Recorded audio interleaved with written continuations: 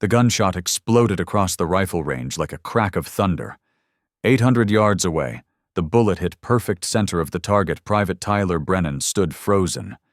His cocky smile vanished. His face went pale. The electronic screen flashed the words, "Perfect shot." 20 minutes earlier, that same young soldier had been laughing. Tyler held up an old M14 rifle like it was a joke. The wood was worn. The metal was scratched. "Look at this old thing," he shouted. "Does Grandpa's gun even work? Should we load it with rocks?" The other soldiers laughed nervously. They weren't sure if they should join in. A few feet away stood an older man in regular clothes, jeans and a faded jacket. He watched quietly. His weathered hands held a rifle case. Tyler didn't even look at him, didn't notice him at all. The old man's eyes were sad but calm. Tyler had no idea what was about to happen. He didn't know that in 20 minutes, one single bullet would teach him the hardest lesson of his life. About respect, about skill, and about the men who served before him. Colonel James Hartley didn't look like a legend. At 62, he looked like someone's grandfather. He wore faded jeans, scuffed boots, and a jacket that had seen better days. His hair was gray. His face was lined with deep wrinkles. He walked slowly across Fort Campbell's main gate, carrying a worn leather rifle case that was older than most of the soldiers on base. He had retired 3 weeks ago after 40 years of service. The Army wanted to throw him a big ceremony with speeches and medals displayed on velvet. James said, "No, thank you." He asked for one thing instead: permission to visit the rifle range where he'd trained young Marines back in the 80s. Just him. Just the range. Just the memories. Nobody recognized him in civilian clothes. The gate guard waved him through without a second glance. A young lieutenant passed him in the parking lot and didn't salute. Why would he? James looked like a contractor, maybe a visitor, maybe someone's dad here to watch his son qualify. His hands told a different story. They were weathered and scarred, with calluses in places that only come from decades of holding a rifle. He carried the case like it held something sacred. Because it did. Inside was his M14 from Vietnam, the rifle that had been with him through 3 tours, through jungles and firefights, through moments he still saw when he closed his eyes at night. On his jacket, barely visible under the collar, was a faded unit patch. 1st Marine Division. Scout Sniper. But none of these young soldiers looked close enough to see it. James reached the range and stood at the back fence. He watched the trainees fire their modern rifles, all black plastic and tactical attachments. They were good, fast, confident. They'd grown up with video games and computer simulations. They'd never heard a bullet meant for them. Never spent 3 days in the mud waiting for one perfect shot, never held a dying friend. He wasn't judging them. He was remembering when he'd been just like them.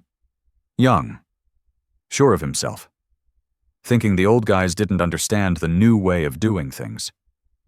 He smiled sadly. Some lessons, he knew, you can only learn the hard way. Private First Class. Tyler Brennan was the star of the range. At 22, he'd topped every marksman class at Fort Campbell.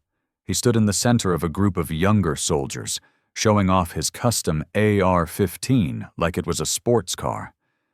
The rifle was all black, covered in attachments: thermal scope, tactical grip, laser sight, adjustable stock. It looked like something from a movie.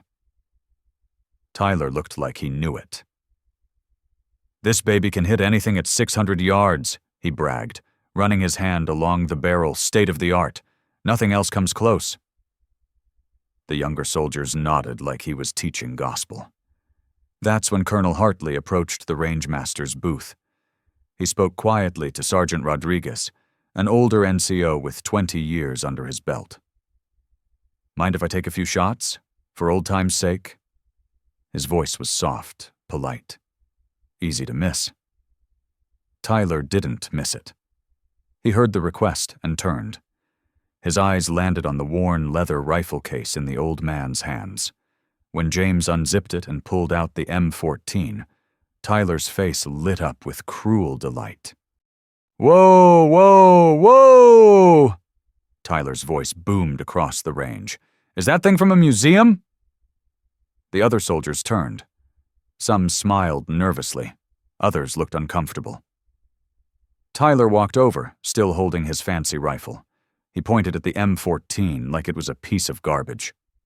"Sir, I don't think that relic even fires anymore. What is that, wood? Actual wood?"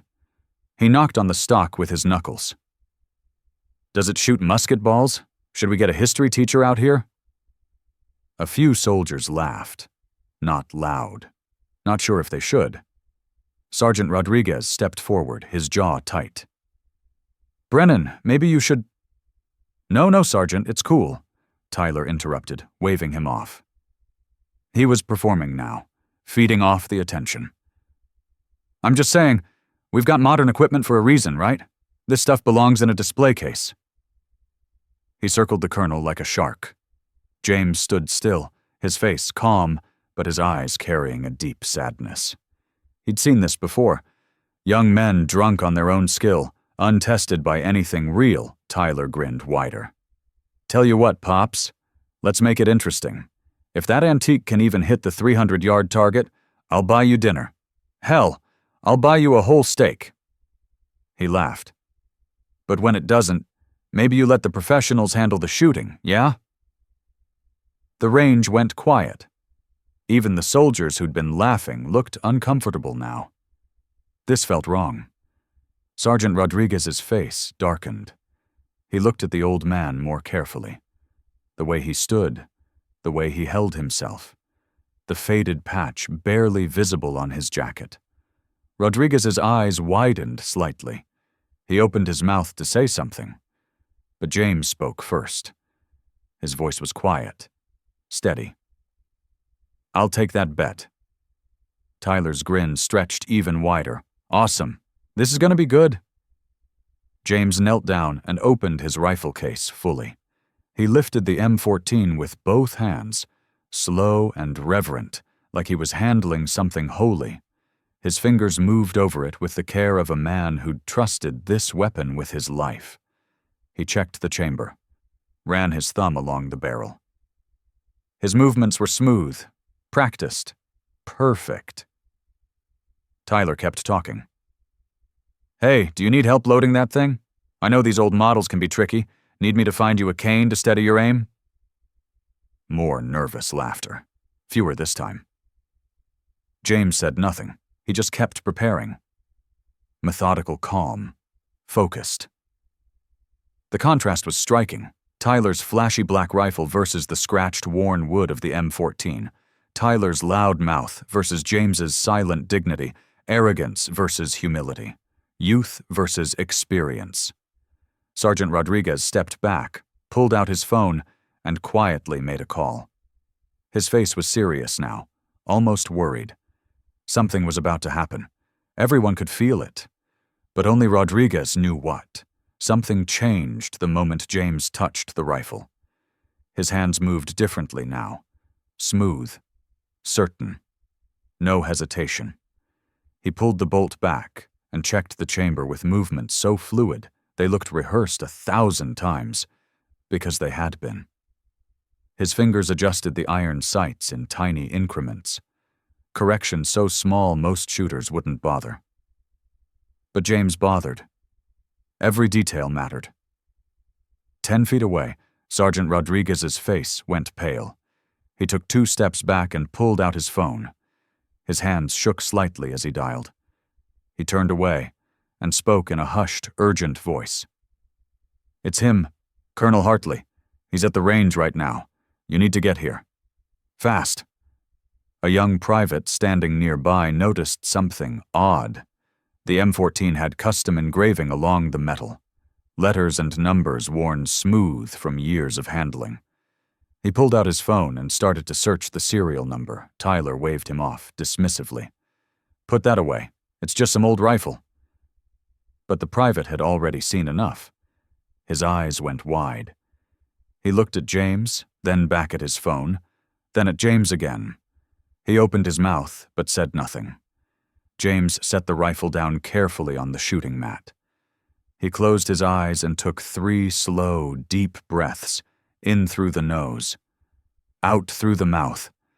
His chest rose and fell like a tide, controlled, meditative. When his eyes opened again, everything about him had transformed. His back straightened, his shoulders squared. The tired old man was gone. In his place stood something sharp, something lethal. His movements became economical, no wasted energy, every motion deliberate. He looked like a predator that had just woken up. He glanced at the range master. Set the target to 500 yards. Tyler barked out a laugh. 500? Come on, old-timer. You agreed to 300. 500, James repeated. His voice was calm as stone. Tyler shook his head, still smiling but less certain now. All right, Grandpa, knock yourself out. You've got 3 shots. Use them all. James looked directly at Tyler. His gray eyes were steady and cold. I'll only need 1. The words hung in the air like a verdict. The entire range went quiet. Even the wind seemed to pause. Tyler's smile faltered. His chest tightened. Something in that voice, something absolutely certain, made his confidence crack. James reached into his rifle case and pulled out a single brass cartridge. He held it up to the morning light, inspecting it the way a jeweler inspects a diamond. Satisfied, he slid it into the chamber. The bolt slammed forward with a deep, heavy clack, a sound completely different from the sharp click of modern rifles. It was older, heavier, final. He lowered himself to the ground in one smooth motion. His body folded into the prone position like water filling a glass. Perfect angles. Perfect balance. Left elbow tucked, right leg flat, cheek pressed to the stock in exactly the right spot. His breathing slowed to almost nothing. Sergeant Rodriguez's body reacted on instinct. He straightened his spine. His hands went to his sides. He was standing at attention without realizing it. He'd seen a lot of shooters in 20 years. This wasn't just good. This was something else. This was elite. In the distance, past the front gates, a black SUV appeared on the access road. It was moving fast. James's eyes focused downrange. 500 yards away, the target was barely visible, a small circle in a sea of empty space. The flags along the range fluttered. The wind was shifting. Most shooters wouldn't notice. James noticed everything. His right hand moved to the sight adjustment knob. One click to the left. Barely a movement, accounting for wind, accounting for distance, accounting for variables only experience could teach. His breathing became invisible. His finger rested lightly on the trigger, not pulling, just waiting, feeling the pressure. Becoming one with the weapon, Tyler stood behind him, arms crossed. But his grin was completely gone now. His face was pale. His throat felt tight. Every instinct in his body was screaming that he'd made a terrible mistake. The air itself felt heavy, tense, waiting. This wasn't an old man trying to relive past glory. This was a warrior, a trained weapon, a man who had taken shots that mattered, shots where missing meant death. His body remembered. His hands remembered. His breath, his heartbeat, his very bones remembered. James's finger applied the slightest pressure to the trigger. The world seemed to hold its breath. The rifle cracked. One shot, sharp and clean. But the sound was different from the modern guns. Deeper, heavier, like thunder rolling across mountains, the kind of sound that carried authority, finality. 800 yards downrange, the bullet punched through the target. Perfect center. The electronic scoring system blinked once, twice, then flashed in bright green letters. X-ring, perfect! Nobody moved, Nobody breathed. Tyler stood frozen, his mouth half open. The color drained from his face like water from a broken glass. His expensive rifle suddenly felt like a toy in his hands. James smoothly pulled back the bolt. The spent casing ejected into the air, spinning end over end. Without looking, he reached up and caught it mid-flight with his left hand. A move so casual, so automatic, it was clear he'd done it 10,000 times before. He slipped the warm brass into his pocket and began breaking down the M14 with the same quiet care he'd shown setting it up. Each piece placed gently back into the worn case. The range was completely silent.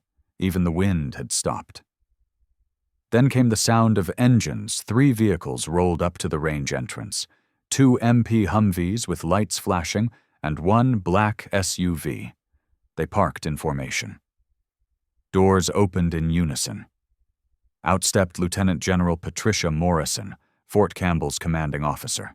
She wore her full dress uniform, medals gleaming on her chest, 4 stars bright on her shoulders. Her presence was immediate and commanding. "Range! Attention!" Sergeant Rodriguez's voice cracked like a whip. Every soldier on the range snapped to attention, spines straight, eyes forward, heels together. Every soldier except one.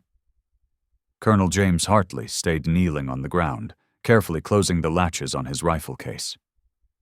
He moved at his own pace, unhurried, respectful of the weapon that had served him so faithfully. General Morrison walked directly to him. Her face softened. "James," she said warmly. Not Colonel, not Sir, just his first name, the familiarity of old friends who'd bled together.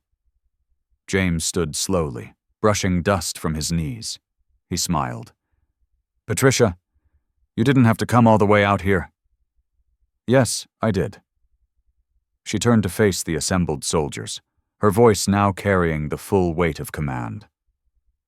"Some of you may not know Colonel James Hartley." Tyler felt his stomach drop through the floor.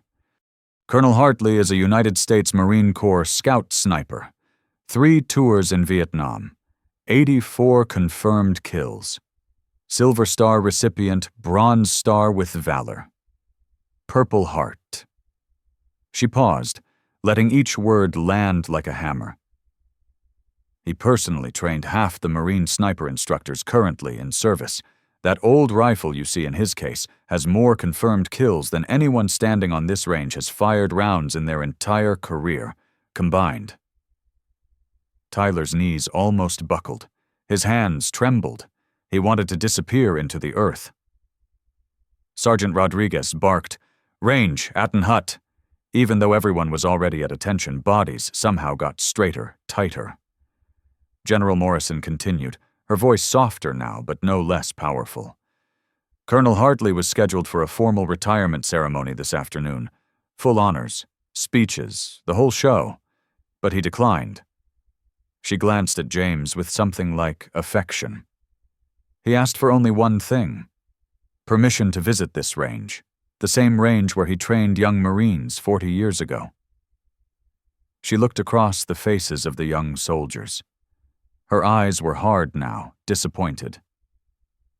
"He told me he wanted to see how the new generation was training. He wanted to make sure you were ready, that you understood the fundamentals, that you knew marksmanship isn't about fancy equipment or expensive scopes." Her voice dropped, each word deliberate. "It's about discipline, patience, respect for your weapon, and respect for those who came before you." Her gaze landed directly on Tyler. He felt it like a physical weight. He couldn't meet her eyes. His face burned with shame. James finished packing his rifle. He stood, case in hand, and finally looked at Tyler. Their eyes met. Tyler expected anger, expected triumph, expected the humiliation he deserved. Instead, he saw something worse. Sadness. Understanding. The tired, patient look of a man who had seen this same story play out 100 times before. Young soldiers full of confidence and empty of wisdom, most of them learned. Some of them didn't survive long enough to get the chance. James's expression said it all. "I've seen 1,000 kids just like you. I hope you live long enough to learn better." No words, no lecture, just that quiet, sad knowing in his eyes. It cut deeper than any insult ever could. General Morrison saluted Colonel Hartley one final time, then turned and walked back to her vehicle. The MPs followed. Engines started. The convoy pulled away, leaving dust hanging in the morning air. "At ease," Sergeant Rodriguez called out. The soldiers relaxed, but the tension remained. Slowly, quietly, they began to disperse. Nobody wanted to stay. Nobody knew what to say. One by one, they drifted back toward the barracks, throwing glances over their shoulders at the young private still standing rigid near the shooting line. Tyler stood alone. His arms hung at his sides. His whole body trembled. He stared at the ground, unable to lift his eyes. James picked up his rifle case and walked slowly toward him. His boots crunched softly on the gravel. He stopped a few feet away. Tyler forced himself to look up. His eyes were red. His voice cracked. "Sir, I'm sorry, I didn't know. I had no idea who you were. I was completely out of line." James set the rifle case down gently. He stepped closer, his voice quiet enough that only Tyler could hear. "I didn't take that shot to embarrass you, son." Tyler blinked, confused. "I took it because you needed to learn something that might save your life one day." James looked out toward the distant targets. His voice grew softer, sadder. "In Vietnam, I knew a young Marine. Good kid, great shot, best in his platoon. But he was cocky, thought he knew everything. There was an older NCO, gunnery sergeant, who tried to teach him the old ways. Iron sights, breathing, fundamentals. The kid laughed him off, said his fancy new scope made all that stuff obsolete." James paused. The memory was clearly painful. 3 weeks later, we were in the jungle middle of a firefight. Rain coming down so hard you couldn't see 10 feet. That kid's scope fogged up, completely useless. He panicked. Forgot everything, never made it home. Tyler's throat tightened. Tears formed in the corners of his eyes. James turned back to him. "Equipment fails, son. Technology fails. Batteries die. Electronics break. Scopes fog up in the rain. But fundamentals, breathing, patience, respect for your weapon, those never fail. Those keep you alive when everything else goes wrong." A tear rolled down Tyler's cheek. He didn't wipe it away. James placed a firm hand on Tyler's shoulder. The weight of it was grounding, fatherly. "You're a good shot, I can see that. You've got talent. But being a good shot isn't enough. You need to be a good soldier, and that means respecting the people who came before you, learning from everyone, no matter how old their rifle is, staying humble." He picked up his rifle case again. "This weapon is 50 years old. It's been through jungles and deserts. It's saved my life more times than I can count. Not because it's special, not because it's magic, but because I treated it with respect, maintained it, learned everything I could about it, and I never stopped learning." Tyler straightened slightly. He wiped his eyes with the back of his hand. His voice was small but sincere. "Sir, would you be willing to teach me? Really teach me?" For the first time that morning, James smiled. It was a warm smile. Kind. The smile of a teacher who'd just found a student worth teaching. "That's why I came back." 3 weeks later, the range looked different. Quieter, more focused. Tyler knelt beside Colonel Hartley on the shooting line. The old M14 rested in his hands now. James watched patiently as Tyler adjusted his breathing, corrected his grip, settled into position. No rushing, no showing off, just learning. They trained together every morning, sometimes with the M14, sometimes with Tyler's AR-15. James taught him to respect both, to understand that tools are only as good as the hands that hold them. One afternoon, a new private arrived at the range. Young, nervous, struggling with his stance, Tyler walked over without hesitation. He knelt beside the kid and spoke quietly, showing him how to breathe, how to find his natural point of aim. Passing on what he'd been given. The cycle continuing. Respect isn't about age or equipment. It's about recognizing that everyone has something to teach you, if you're humble enough to listen. The greatest warriors aren't those with the best gear or the most confirmed kills. They're the ones who never stopped learning, who treated their craft with reverence, who understood that true strength comes from discipline, not arrogance. On the range table, 2 rifles rested side by side. The old M14 with its worn wood and scratched metal, the modern AR-15 with its black polymer and tactical attachments. Different eras, different designs, same purpose, equal respect. If this story reminded you to stay humble and keep learning, share it with someone who needs to hear it today.